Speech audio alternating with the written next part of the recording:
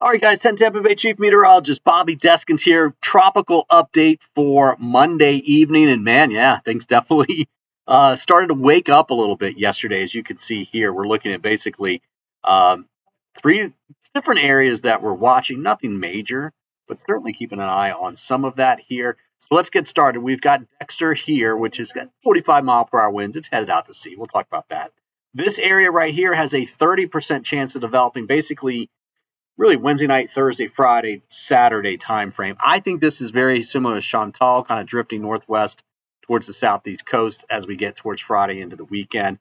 So let's and then we've got this one out here, and this is a wave that just came off of Africa, and this looks like it wants to get slowly developing in the middle late of this week, but then move off to the north and the west and kind of recurve. Great news. That's something we want to see. Let's start with Dexter. There's a look at it. And what you really want to see here is look at this low-level circulation over here.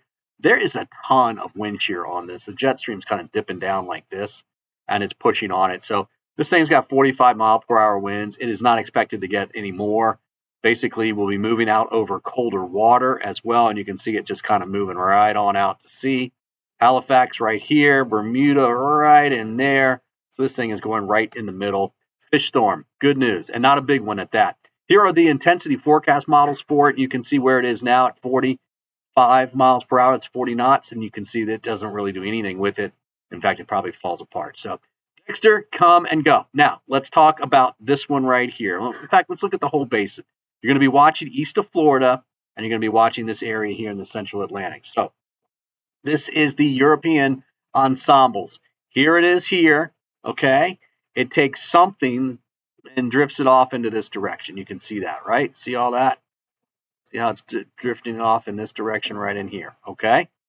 This is Dexter heading up and out. No big deal. This is our first wave, the one right now that has about a 50% chance of developing. This is the wave that just came off. This is the one that looks like it wants to recurve, okay? This down here, excuse me, this right in here is separate.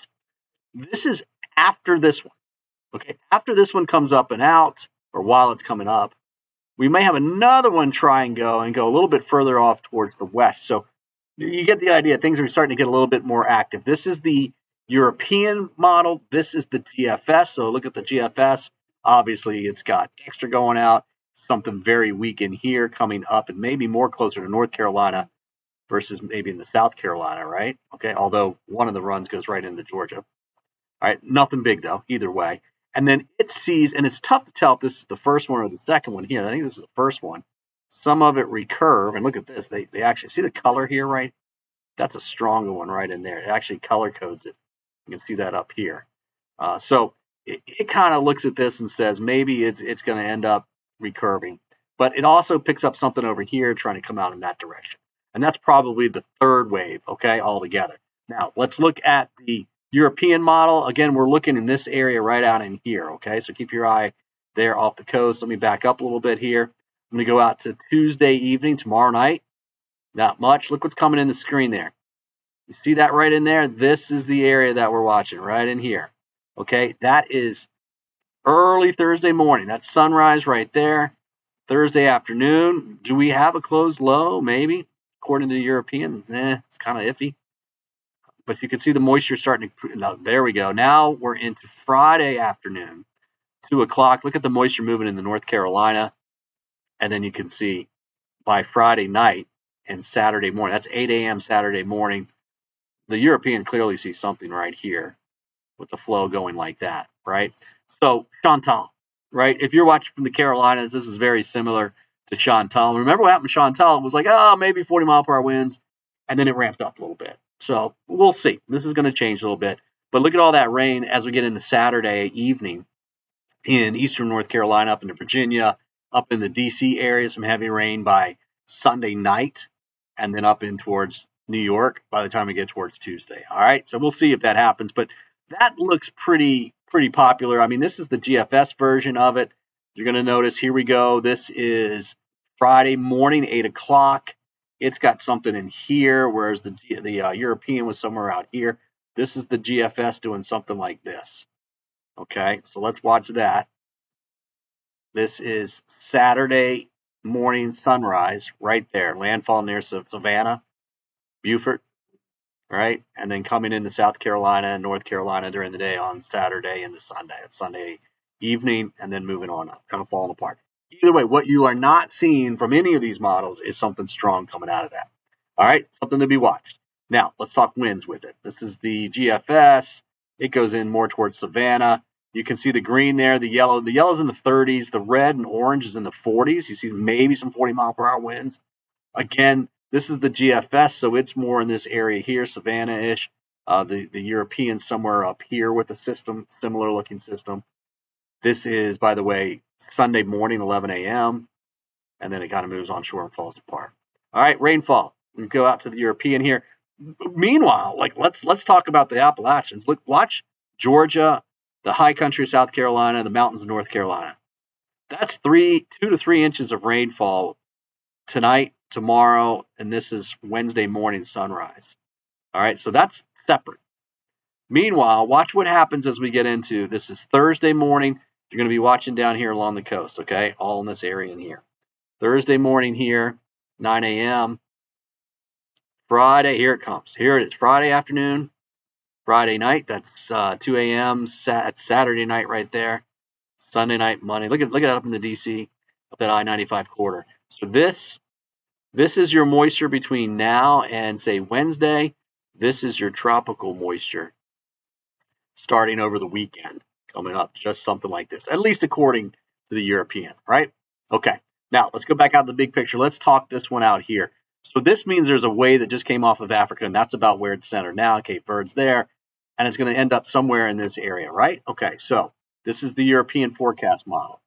Couple things. Obviously, this is Drake. This is the weak one going here. This is this first one coming up. Part of that is the second one coming like that, okay? We don't have anything hatched for this yet, right? We have a hatch for this to do this, okay? So that's what the European model's thinking. That's probability of development. Here's what the ensemble is doing. So first of all, you're going to watch here. You're going to watch Drake. Did I say Drake? Dexter. Dexter's going to go up and out. And then you're going to see whatever this is in here, which Erin is the next name on the list, E-R-I-N. All right, there you go. So that's Wednesday night. So this is the model saying maybe a low here, maybe a low here, maybe a low here. Just the European, right? It also says, hey, look, we got something out here, a couple over here. So a lower pressure somewhere in there. It thinks Dexter's here or here or here or here. You get the idea, ballpark, okay?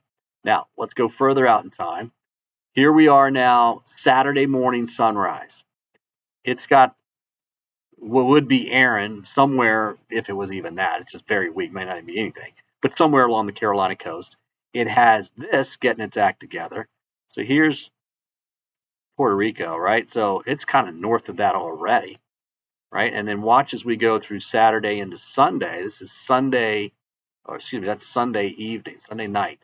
So now it's taken this one and it's up here, right? And it's taken this one and done something like this with it, maybe even like that with it.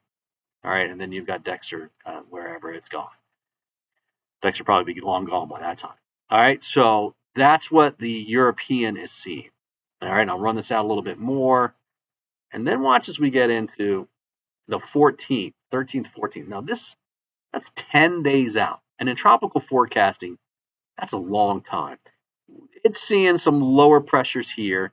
Yes, it sees this. Yes, it sees this. Some dude is going to post this on his Facebook page coming into Florida. He didn't know that. We don't know that. And that's 10 days out, right? What we know is that there's going to be some lower pressures possibly in here and even in here and even in here.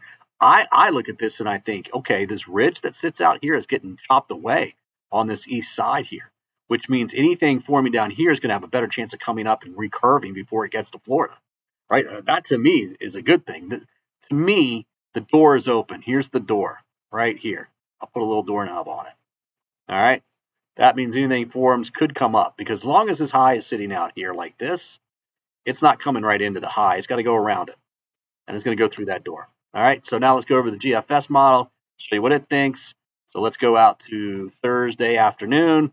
Okay, it's got something weak here, pretty much in agreement, right? Let's go out to Friday night. Let's see what it did. It actually backed it into Florida. It was something very weak into southeast Florida. Here's our other wave. Let's go out and see, now it's bringing it up over Jacksonville's a weak system. That is now Saturday night. See this, see this. Here is that other one that I think the European is taking further in this direction, right?